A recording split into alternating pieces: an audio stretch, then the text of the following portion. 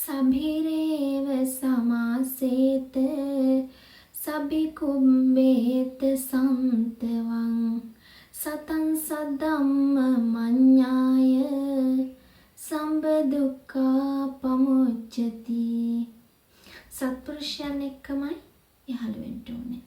සත්පුරුෂයන් එක්කමයි එකතු වෙන්න ඕනේ. සත්පුරුෂයන්ගෙන් සද්ධර්මයේ දැනගත්ත කෙනා සීල දුකින් නිදහස් වෙනවා. මේ ලෝකයේ කෙනෙක්ට සත්පුරුෂයන්ව ඇසුරු කරන්ට ලැබුණොත් එයාගේ ජීවිතේ ලස්සන වෙනවා.